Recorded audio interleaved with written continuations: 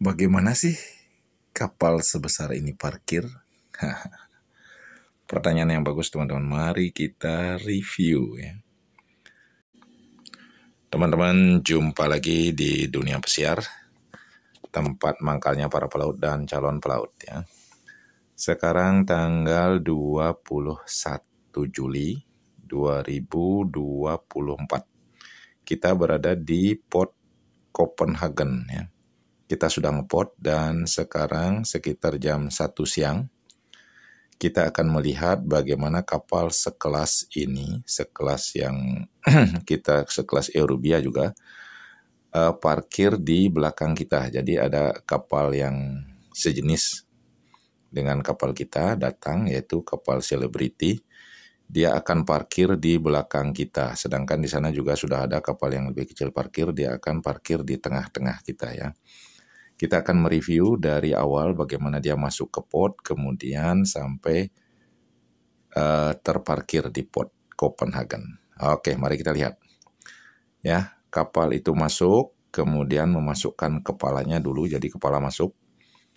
Kepala masuk, kemudian setelah kepala masuk nanti akan dilemparkan keluar tali pengikat dari ujung kapal itu. Kemudian ada seorang petugas, ada beberapa orang petugas mengikatkan talinya itu di tempat pengikatan di port. Jadi ada tempat pengikat yang sangat kuat terbuat dari baja ya, besi baja di kapal itu. Kemudian ada mesin di dalam kapal itu akan menarik, mengencangkan talinya itu sehingga kapal merapat ke port ya, ke tempat kita ngepot ya. Jadi teman-teman perlu diketahui bahwa kapal sebesar ini yang beratnya lebih dari ratusan ribu ton itu memiliki beberapa propeller ya. Propeller itu adalah baling-baling pendorong. Jadi baling-baling utamanya itu ada di belakang kapal, ada dua baling-baling besar yang mendorong kapal itu ke depan ya, ke depan. Kemudian ada baling-baling yang lebih kecil yaitu berada di kanan kiri kapal ya tuh.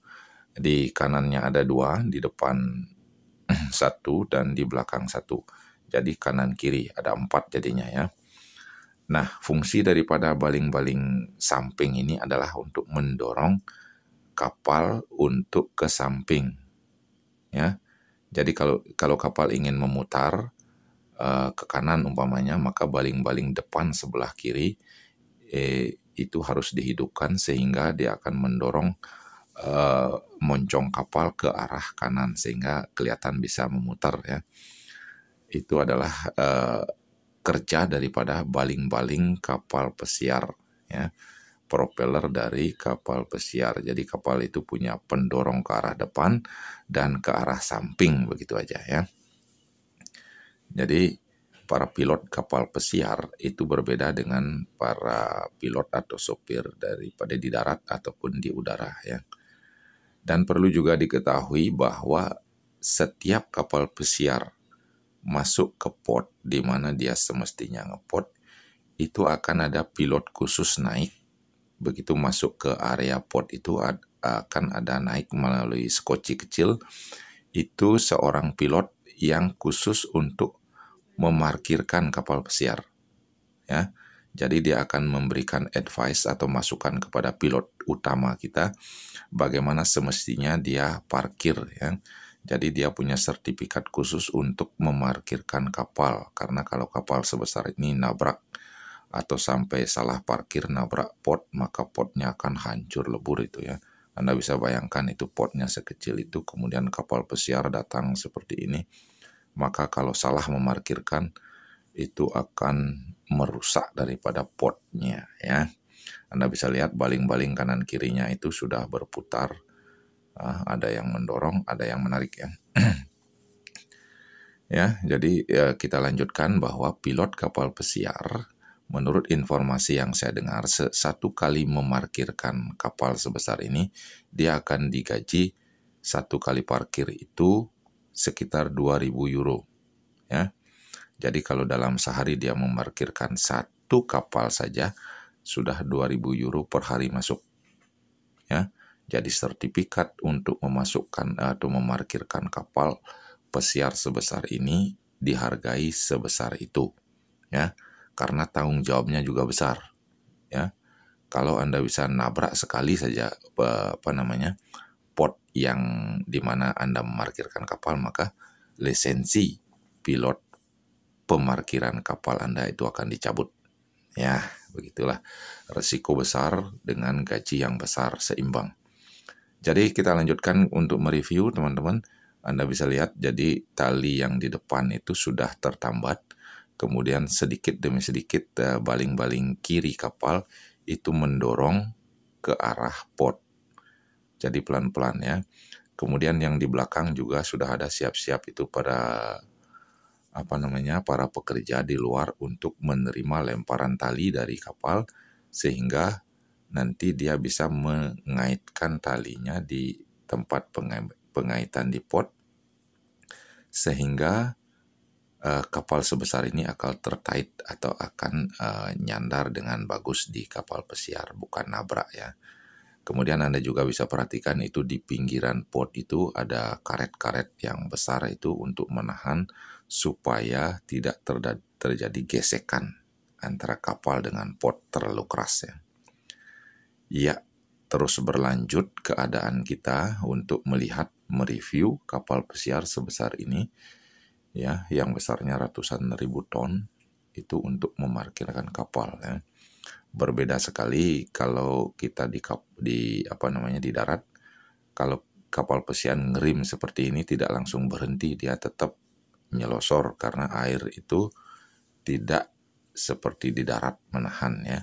Dia terus berlanjut. Jadi pilot kapal pesiar itu beda dengan sopir di darat ya.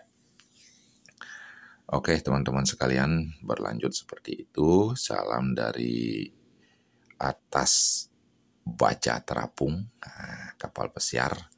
Ya, beginilah keadaan kita di kapal pesiar, melihat kapal pesiar parkir, dan ini kota Copenhagen.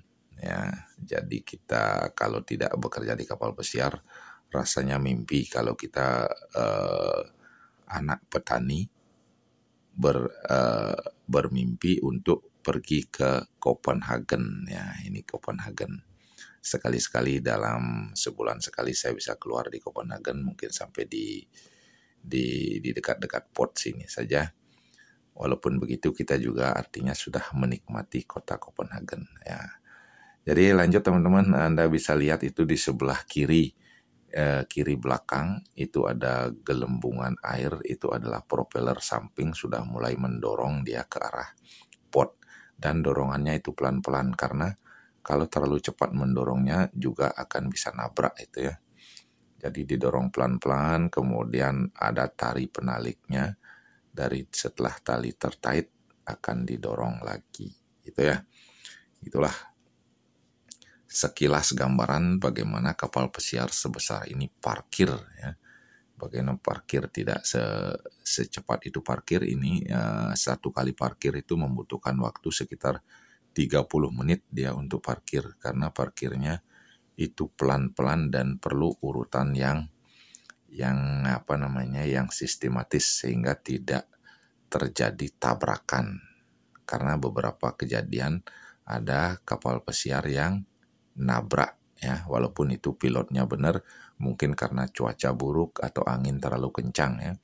Jadi perlu catatan juga, kalau angin terlalu kencang, kapal kadang-kadang tidak bisa ngepot juga ya. Ombak terlalu besar juga tidak bisa ngepot. Kalau ini Anda bisa lihat kan ombaknya stabil ya. Tidak terlalu kencang, ini anginnya juga tidak terlalu kencang. Jadi di beberapa pot yang cuacanya tidak bagus, angin terlalu kencang, kadang-kadang kita juga tidak bisa ngepot, dan itu berakibat bahwa bisa tender atau kita bisa menunggu atau pindah ke pot yang lain yang lebih aman. Karena di kapal pesiar adalah yang nomor satu adalah safety, keselamatan daripada kita ya, itu karena berurusan dengan nyawa ya. Anda bisa bayangkan kalau kapal sebesar kita ini ada 5.000 passenger, kemudian ada 2.000 kru, Anda bisa bayangkan sekitar 7.000 orang ada di kapal. Jadi keselamatan yang paling penting diutamakan. Kalau tidak memungkinkan untuk ngepot, kita akan membiarkan tamunya komplain ya. Kita akan jelaskan bahwa cuaca tidak memungkinkan ombak terlalu besar, maka kita tidak bisa ngeport, kita akan pindah ke port yang lain. Kita melanjutkan perjalanan. Biasanya navigasi itu sudah terjadi kredit di dalam kapal karena banyak komplain dan lain sebagainya. Ya, apapun resikonya itu kita harus ambil karena keselamatan nomor 1 ya. Oke, itu kapal Anda bisa lihat sudah mulai mendekat ke arah port ya. Mendekat ke arah port dengan propeller sampingnya mendorong secara pelan-pelan ya. Saya rasa tali sudah terlempar keluar dan sudah ditaitkan. Tali yang mengikat kapal sebesar ini tidak hanya satu teman-teman ya. Ada tali di belakang itu sekitar 4, 5, bahkan 6 itu akan tertait atau akan terikat di port. Kemudian di depan juga ada sekitar itu. Kemudian kadangkala di tengah juga ada ya. Jadi ada banyak tali yang mengikat kapal seperti ini. Kemudian kalau cuacanya atau anginnya kencang dibantu dengan dorongan daripada propeller samping. Jadi teman-teman Anda bisa lihat ini adalah cuaca. Kita pindah dari arah tempat yang lain ya. Ini supaya lebih jelas. Cuaca di Port Copenhagen sekarang ini adalah cerah sekali. Jadi tamu-tamu sudah pada keluar. Saya bisa ada break di sini untuk bisa mereview kapal yang bisa saya informasikan kepada teman-teman yang berada di rumah ya. Oke, teman-teman sekalian, terima kasih sudah bersama Dunia Pesiar, ya, tempat mangkalnya para pelaut dan calon pelaut seperti biasa. Ya, mudah-mudahan ada gambaran dan menyukai video dari Dunia Pesiar. Saya cukupkan sampai di sini. Salam dari Dunia Pesiar, tempat mangkalnya para pelaut dan calon pelaut. Salam dari Baja Terapung. Ya, Anda bisa lihat itu. Tali sudah tertambat beberapa ya. Itu Anda bisa lihat. Itu pilot yang menyebut pilot kapalnya seperti itu, kecil seperti itu. Ya, pilot yang khusus memarkirkan kapal. Jadi tali yang sudah terpasang rapi itu prosesnya seperti tadi, pelan-pelan dia. Nah, tali terikat seperti itu di tempat penambatan yang sangat kuat. Kemudian kapal akan terparkir rapi seperti itu. Iya. Dan pilot yang sudah memarkirkan akan turun masuk ke kapal kecil itu lagi. Mungkin dia akan pindah ke kapal yang akan mau parkir lagi atau ke kapal yang mau keluar dari port. Jadi mengeluarkan kapal juga perlu pilot, memarkirkan kapal juga perlu pilot khusus sehingga tidak terjadi nabrak port. Iya. Demikian teman-teman dari Copenhagen mereview parkirnya kapal pesiar. Oke. Sampai jumpa pada video-video berikutnya. Salam untuk keluarga semuanya. Salam dari Dunia Pesiar.